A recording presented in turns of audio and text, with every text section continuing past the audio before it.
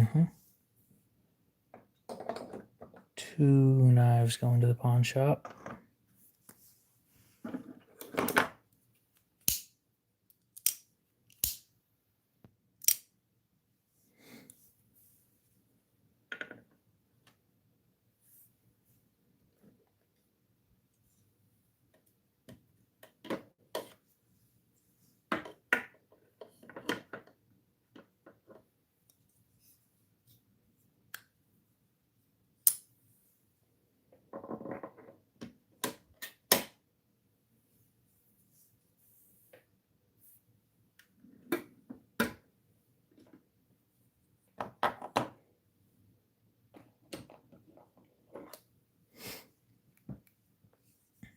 I am so glad that I have no knives to clean today.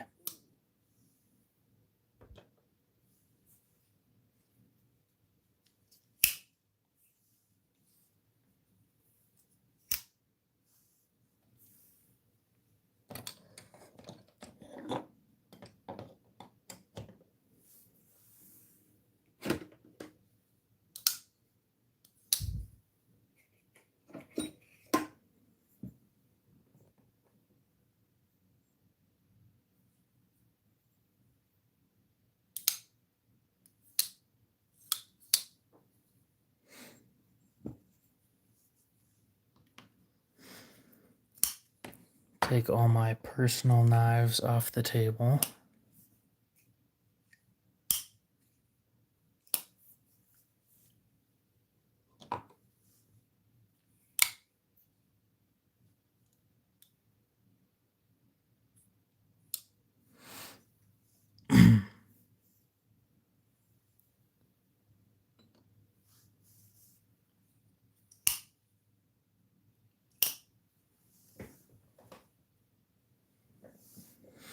Oh, I should really put all these in a box.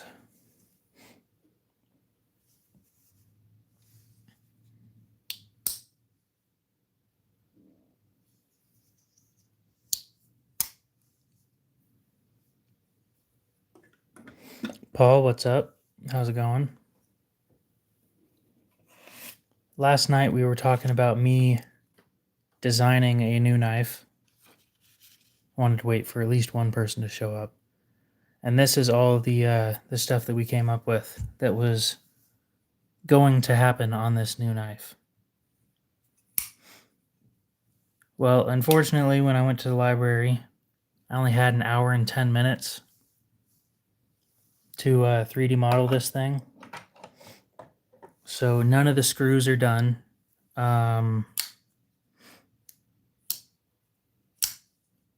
Let's see, the screws aren't done. It doesn't have washers or bearings in it yet.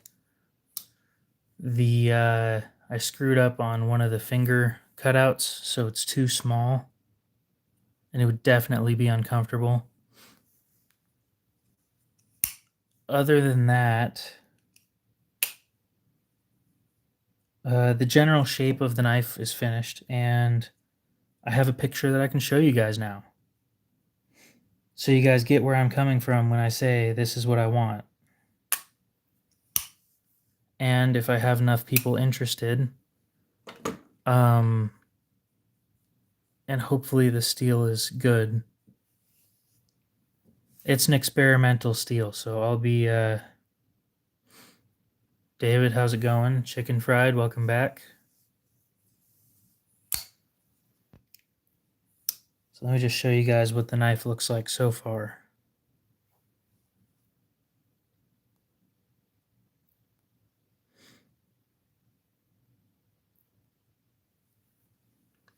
Give me just a minute. I gotta download the picture and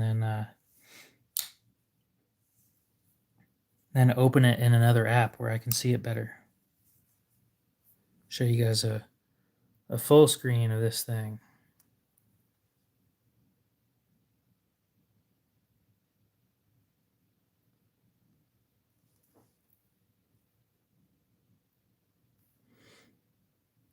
Turn up the...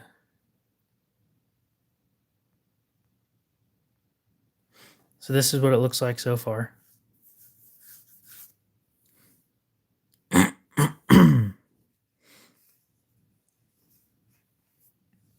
Now this line right here,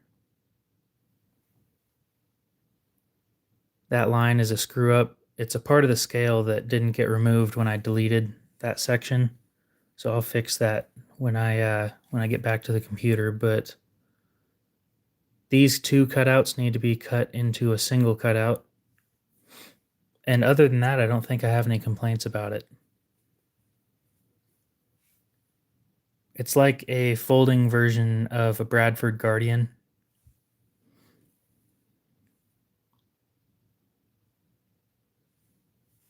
So again, if everything goes nice and smooth,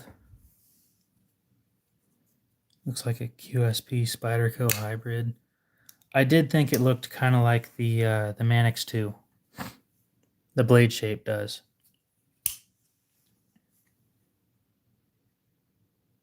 Relatively, anyway.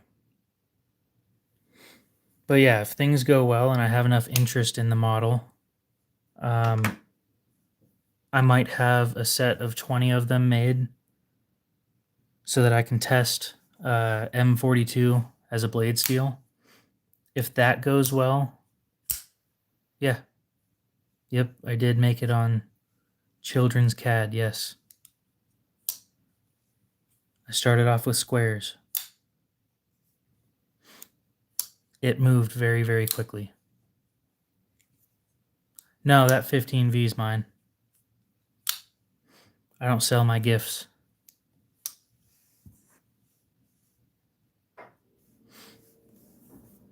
Anyway, the scales are 0.078 thickness, and the liners are as well. The blade thickness is 1/8 inch. It's a full flat grind, and the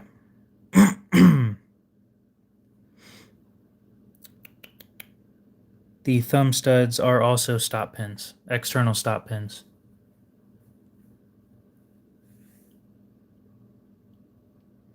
I think that this thing is going to be an awesome blade. The blade's about an inch and either an inch and a quarter or an inch and a half tall. I can't remember which one. I think it's an inch and a half.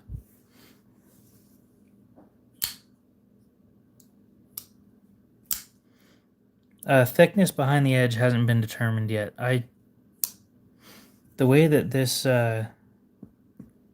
this CAD works is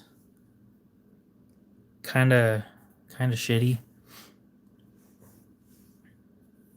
I'm not going to get into it all that much, but basically I use pyramids to do the full flat grind. I don't know if I'd trust this steel to be super thin behind the edge either.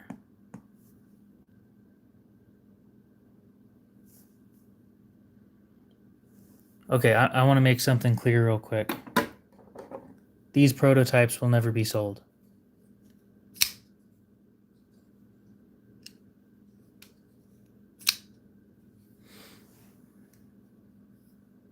I thought it was pretty damn good for an hour and 10 minutes.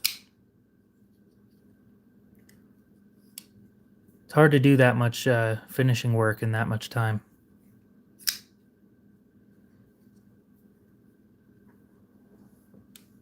Of course, tomorrow tomorrow I actually have an interview with Hawk, so depending on how that interview goes, we'll see if I have a job at Hawk or not. If I don't, then I'll continue doing what I'm doing.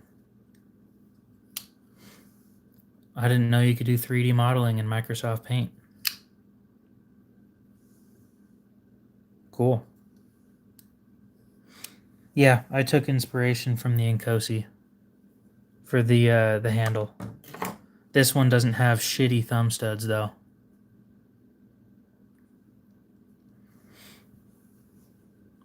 It's got similar thumb studs to the Harsey, just a little bit smaller. They're stop pins though. They're not just thumb studs, so they can't be taken off.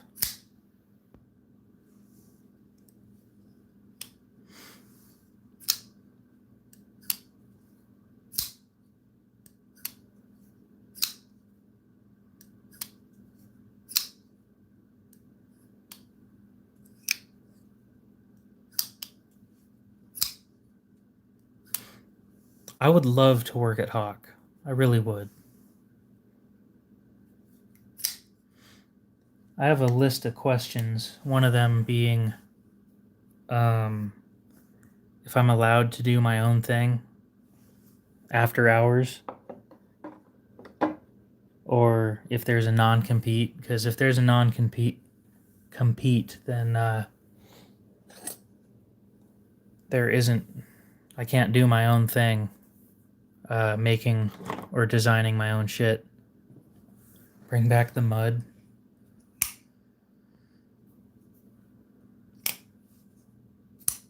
No. Definitely not.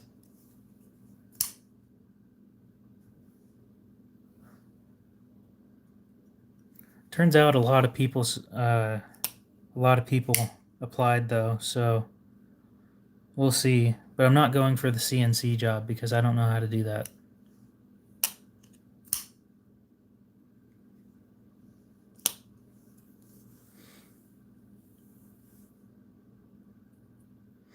No, one of the questions that I have is there a non-compete agreement that I have to sign?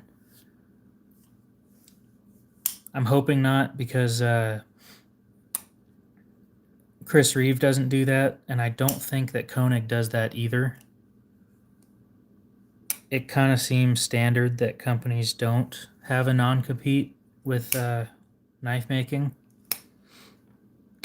And of course, I'd prefer it that way.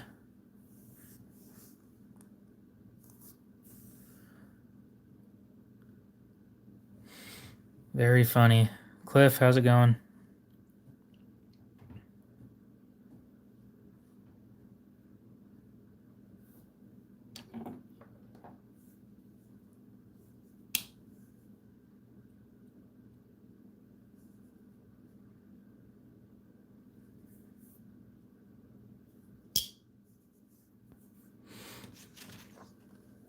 Anyway.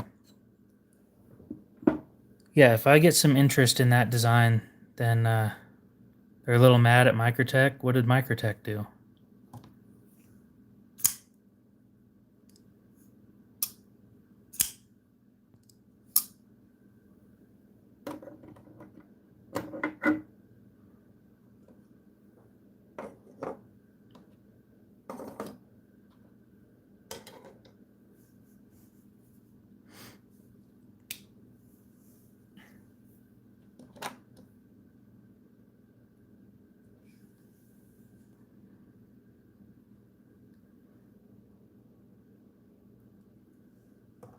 My interview's around 3.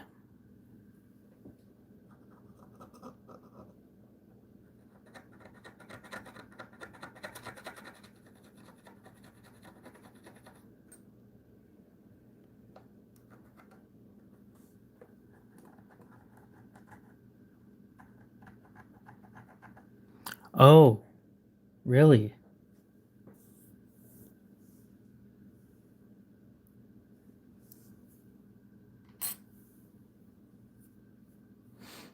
Well, we'll see. I don't have to do great. I just have to do better than everybody else.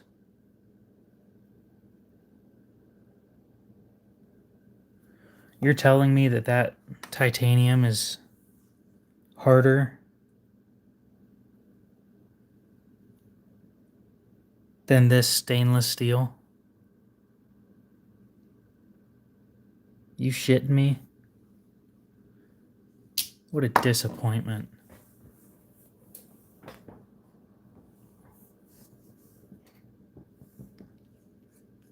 You know how stupid that is? How do you heat treat something that soft? Don't get me wrong, I'm pretty sure it's grade 5, but you're telling me that this titanium's harder than the blade steel on this shit? Ridiculous. Yeah, don't you know? Case knives are XX tested. They're tested twice. Whatever the fuck that's supposed to mean. I don't...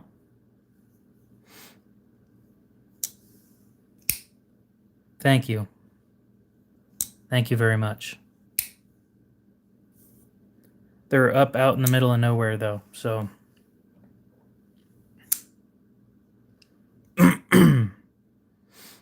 Driving there is going to take me about...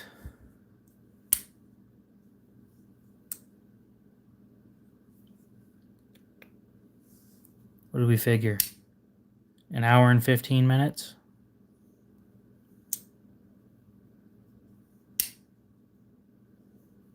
If I'm going the speed limit, of course.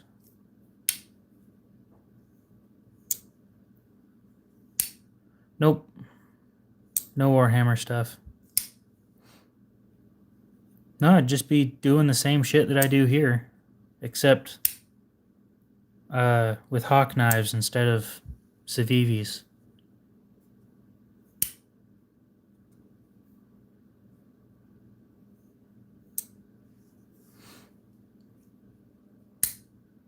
Anybody else have any good questions that I should ask at an interview?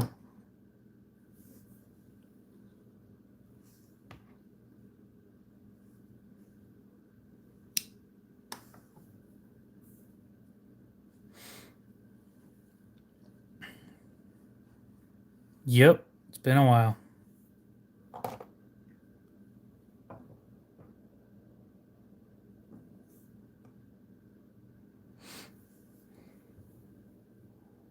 I've got an interview tomorrow with Hawk Knives.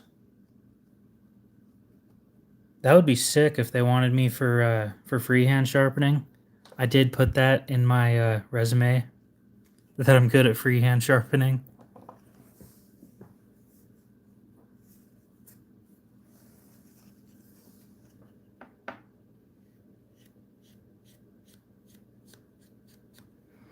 I don't know anybody else in my area that does as good of sharpening as I do freehand.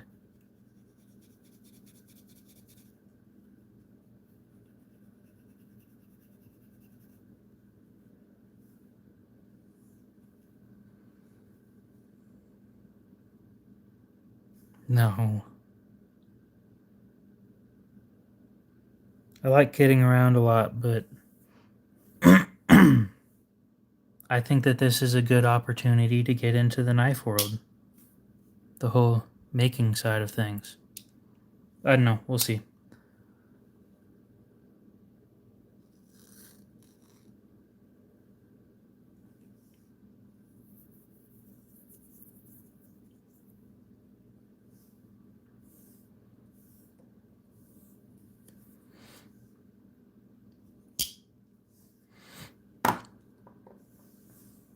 They're hiring for 2 positions.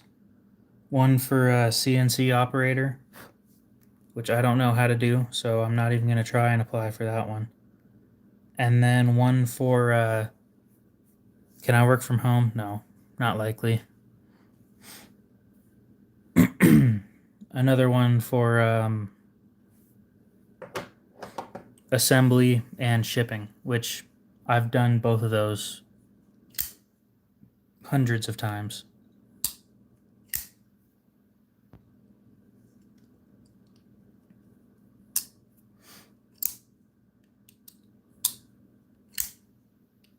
Yeah, we'll wait a few months before I start doing that.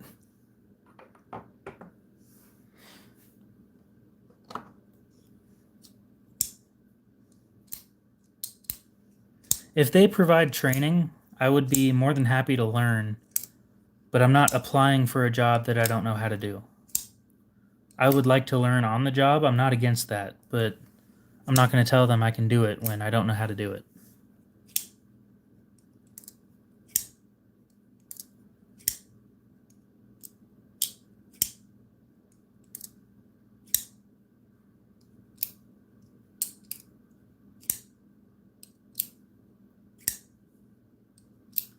I'm concerned about the oh sure, but you're working with food that's worth like less than $1. I'd be working on parts that are worth, when finished, probably total out to about 400 or 500. There's a big difference there.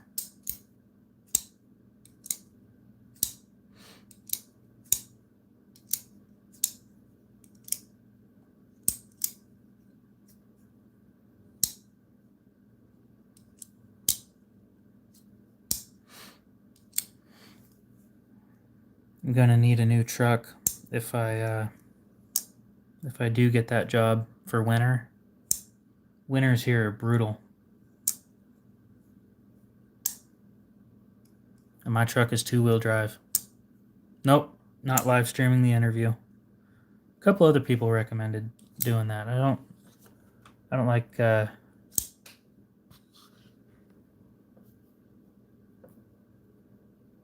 it's not worth that to me.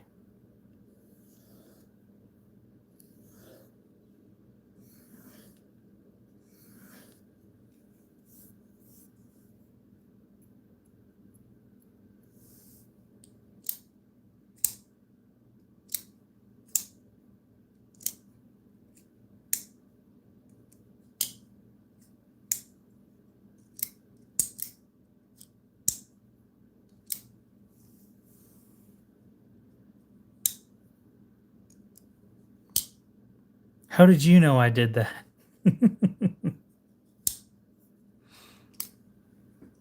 Little did I know that Lou, the entire time, has actually been the pawn shop guy. You know how funny that would be?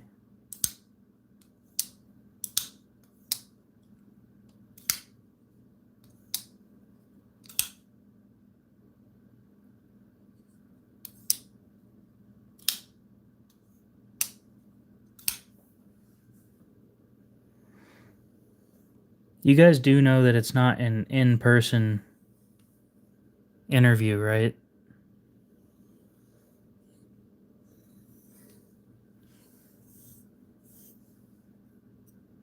I think I already said that, but I'm not 100% sure if I did. Undercover pawn shop salesman. I could see you doing that.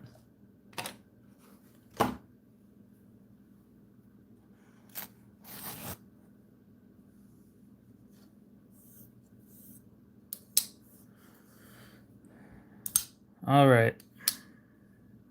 Anyway, I just wanted to show you guys that new design. I think that it's going to work out well. I wanted your guys' opinions on it. Anything that I should change. Because I don't want to...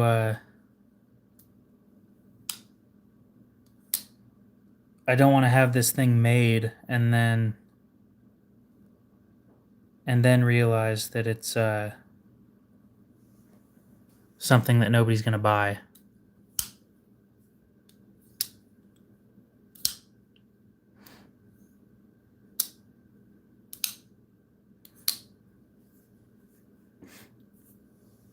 Of course, like I already said, this is going to be turned into one cutout instead of two.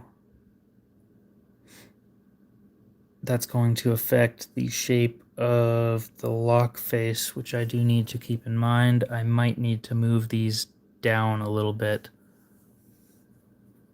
I think I'm just going to end up going with plain G10, to be honest. I know it doesn't sound appealing, but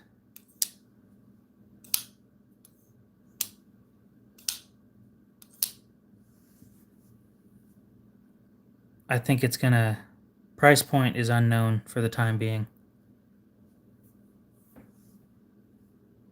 I need to... We'll see.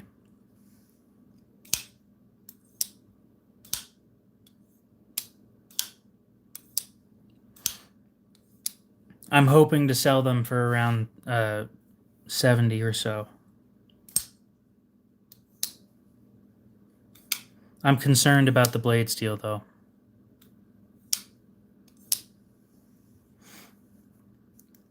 Yeah, that's my concern, is I don't know how tough this blade steel is, because I've only seen 3 other knives using it.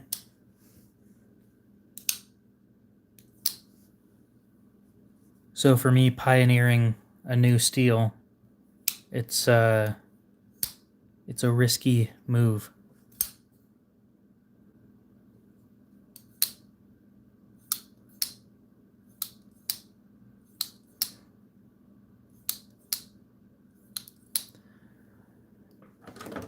It's going to be similar to the fit and finish of God.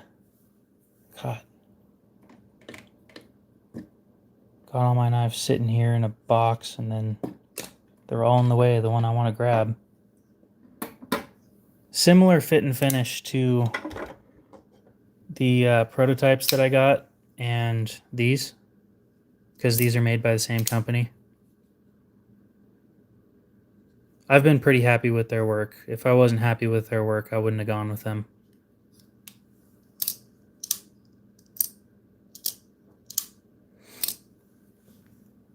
The steel's going to be M42 high-speed steel. So they're not stainless. And I'm still debating on whether I want to do a coating on them or not. Because coating is going to add... I think for the prototypes, I'm not going to do a coating. I'm just going to do a satin finish or a stonewash finish. Probably stonewash. Stonewash looks really good.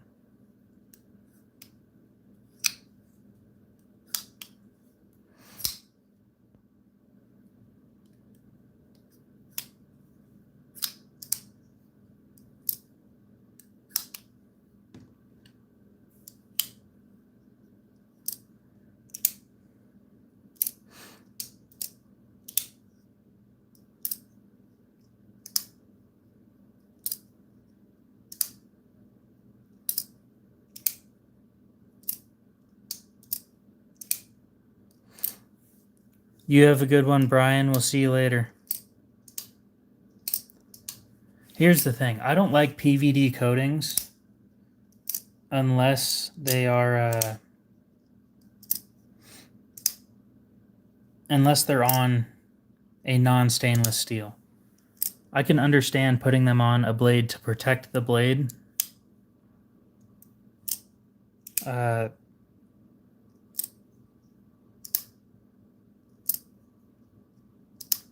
There's no way of making sure. I mean, I suppose I can try and do the test that they do with on Laren Thomas's website, and we'll see how that goes. I'll do a saltwater test, and not like a fog chamber, but just spray some salt water on it and see what it does. I'm expecting to break 4 or 5 of them.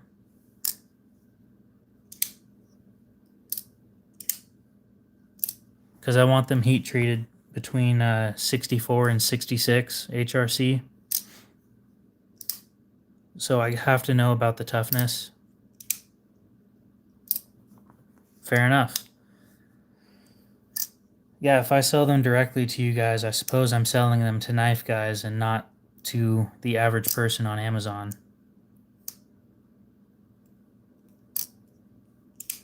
Stonewash it is. Polished stonewash. Not grippy stonewash. I like this one, where it's nice and smooth all the way across, but it looks like cracked ice kind of a thing. I want that kind of finish on it.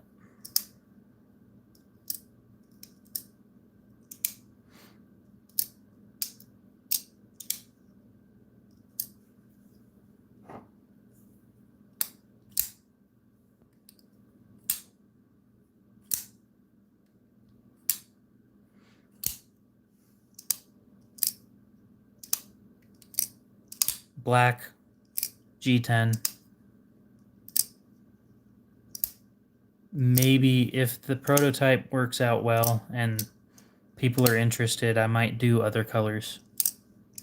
These, I do need to say that they probably won't have a warranty at all. Giving you guys a warranty backed by me instead of backed by a company isn't easy. So it's going to be a you bought it and it's yours and that's it kind of transaction.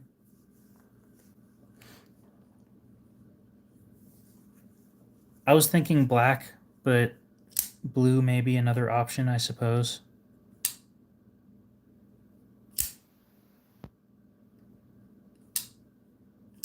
what color options do they already use? They have green, I know that. I don't want green.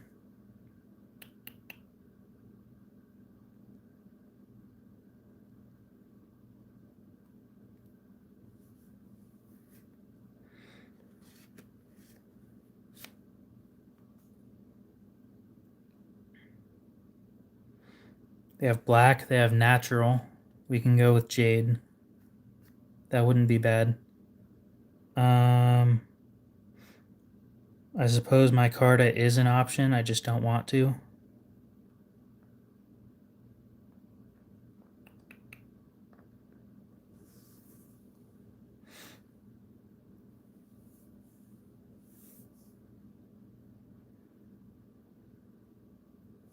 We could do an OD green kind of a thing.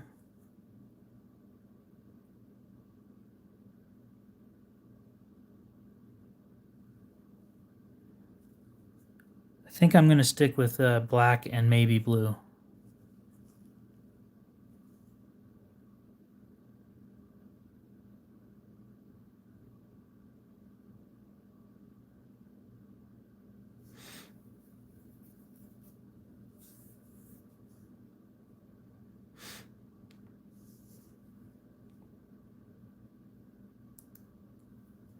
Well, it's a prototype. Do what you want with it.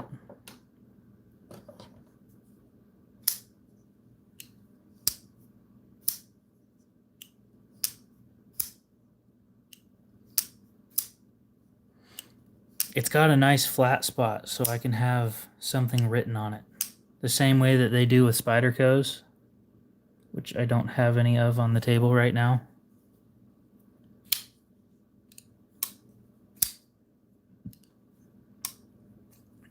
Maybe I'll do like 10 in blue and 10 in black. I don't know. That depends on cost. So it's got a flat section where I can have stuff written like they do on here. And on the front, just put a M42 and then put the heat treat over here. And then on this side, we'll do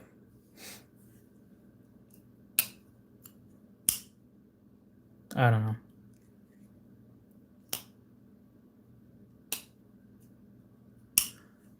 Designed by KO Knives or KO Knives Design or something like that.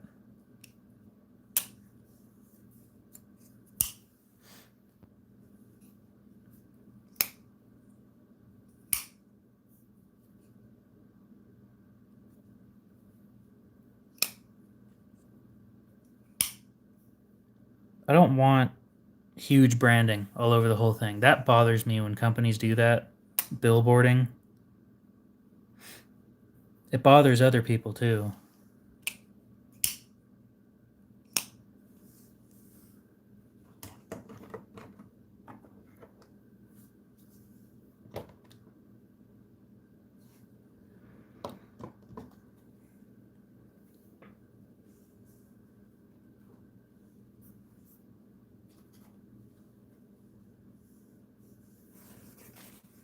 Yeah, I'm not going to do that.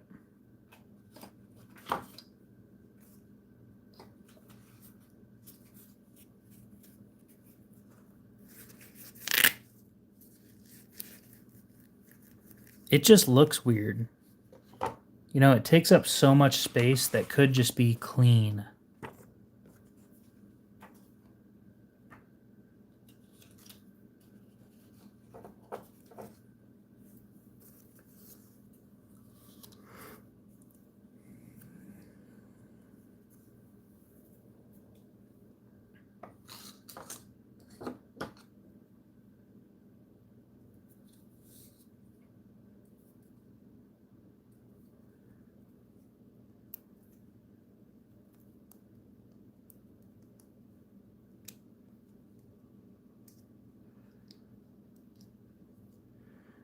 Exactly.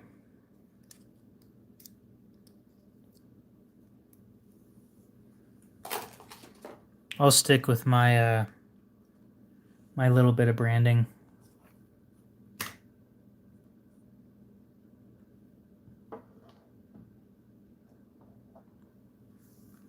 That's exactly who I was thinking about too. With their new models, that shit's hilarious.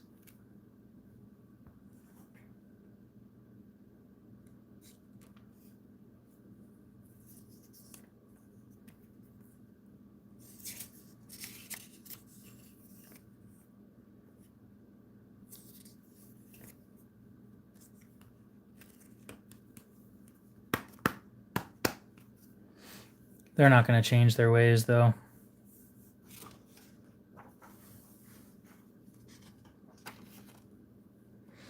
Are there any other complaints that we have? Because I ended up going with a liner lock, not a back lock.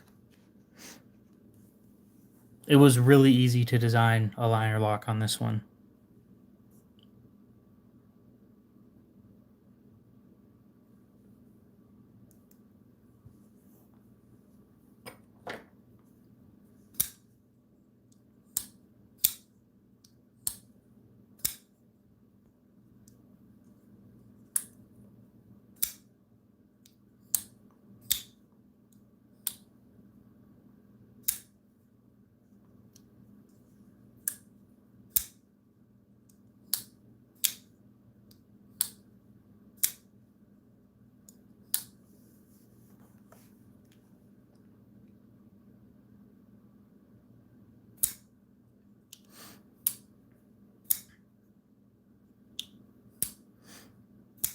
I thought about it.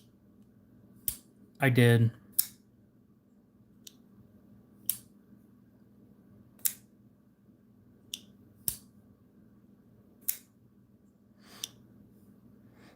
I expect people to want something a little bit smoother, though.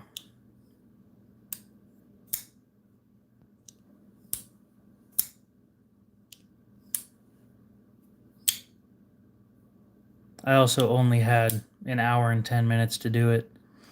And I basically copy and pasted a whole bunch of shit from another design that I already had done. The blade, that one was all done today. The handle, though, was basically ripped from a higher end design that I came up with.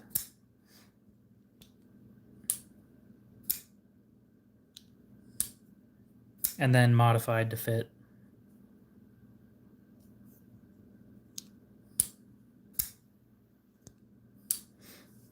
So far, I've gotten a lot of agreement on using washers instead of bearings. I'm not against that at all.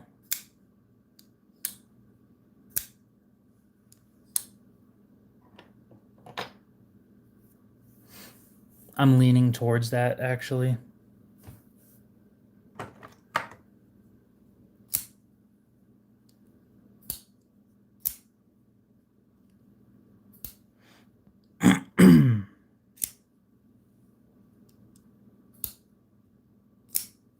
It's going to feel similar to a... it's going to feel somewhat similar to an Inkosi.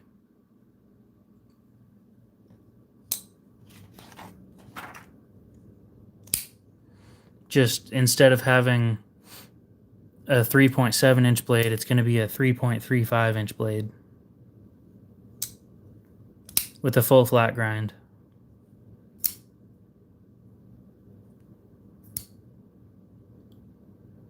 This is where I got the handle design from, and then I just modified it a bunch.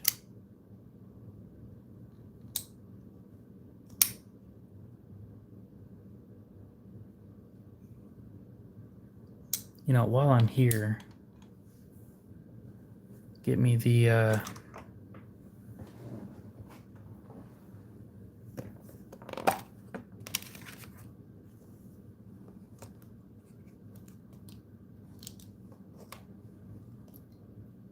calipers, and we'll measure.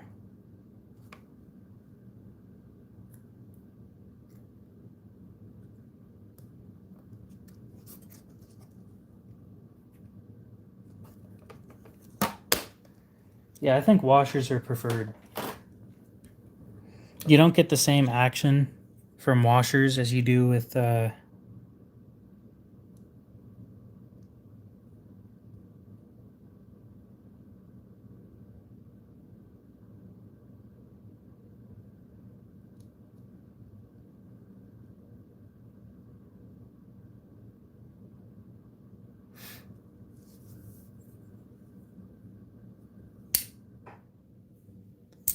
Yeah.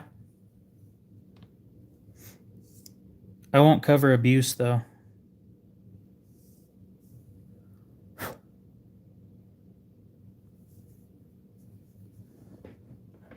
Like I said, I'm going to be breaking like 4 or 5 of them. And if I don't like how they act, then I'll sell the prototypes as is, except for like maybe 3 of them. And then move on to another project or have them made in a different steel. It's dependent on how or what people think of the knife itself as well.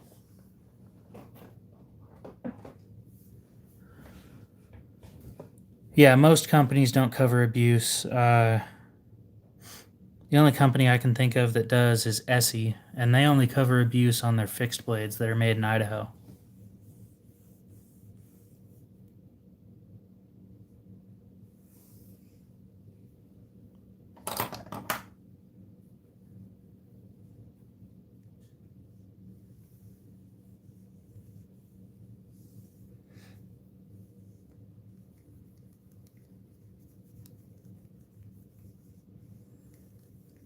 It should have double the edge retention of D2.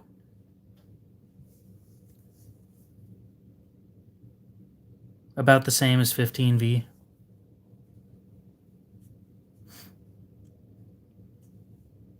Pretty damn up there for a budget knife.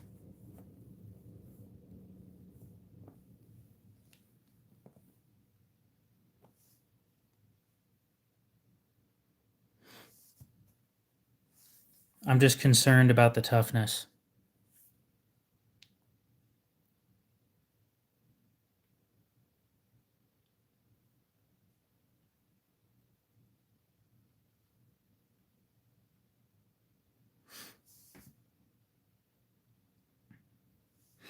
What does molybdenum do? Prevents brittleness. Maintains strength at high temps. Improves machinability and resistance to corrosion. There's 9 to 10% of that shit in here.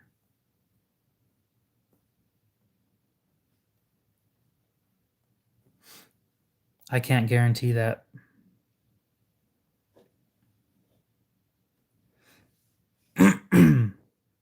This stuff's really high in cobalt.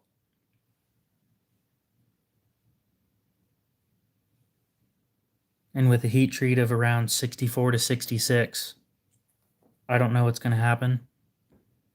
Nobody's really tested this shit yet. So with me being the one creating the baseline of this stuff, it's expensive and may not be worth it.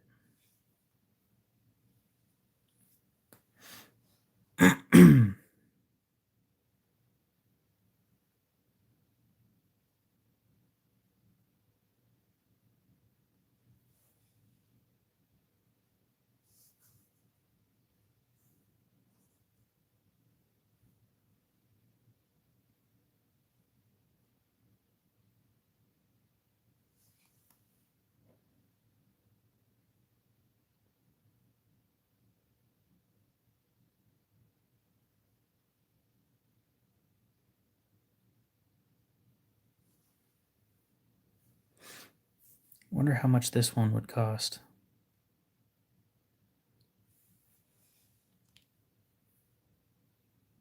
Yeah.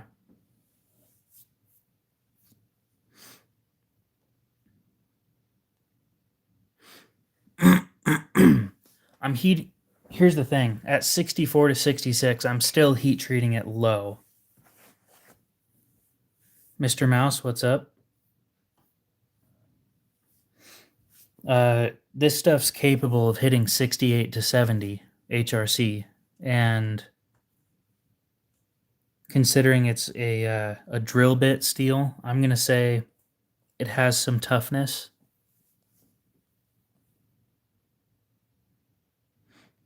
Especially if you don't heat treat it as high as it can go.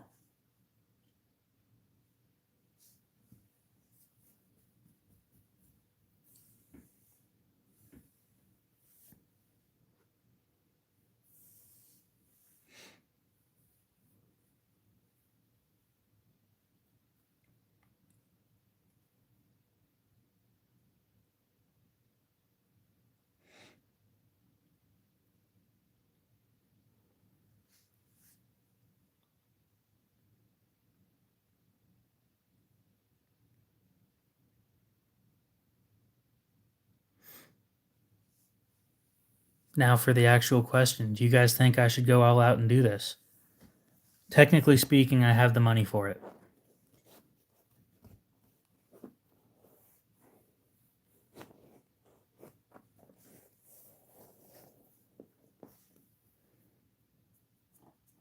But I need a quote before I can tell you guys how much the price point's going to be. I designed a new knife today.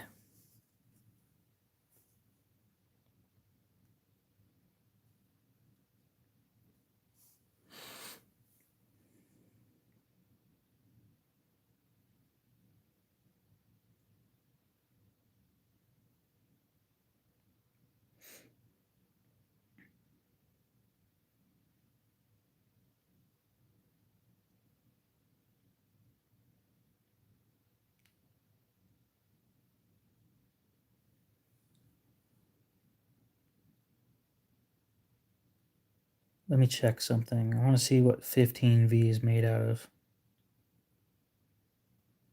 A shit ton of vanadium.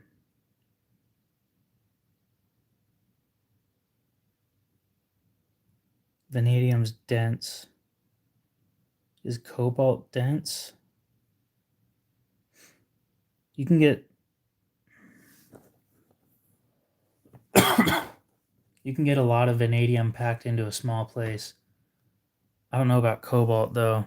No, I'm not looking into 15V. I'm comparing the steel I'm looking at to 15V.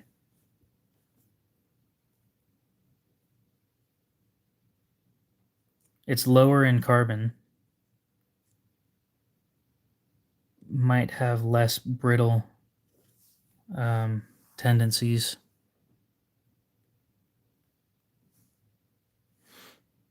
Less chromium as well. So it's going to be less stainless.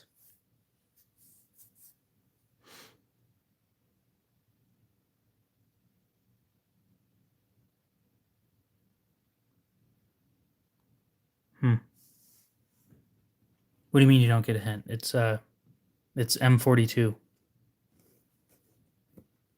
I'm just looking into it off screen because it's hard to type under a camera and do all that shit. I'd rather just do it over here.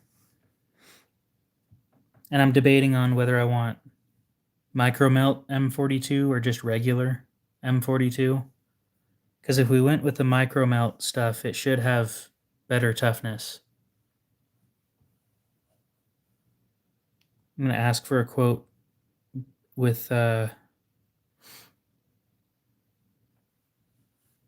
cool.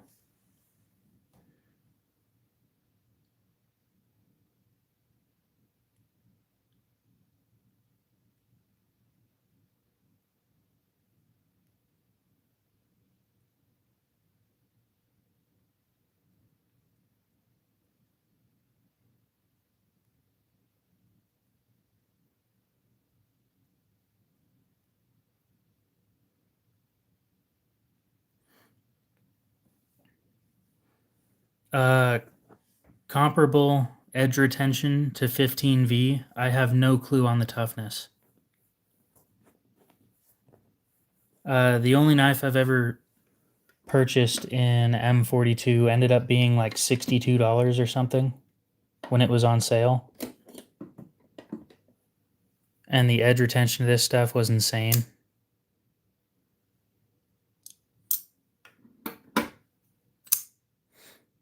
Who makes it? Just about, or very, bleh. Most steel companies make it.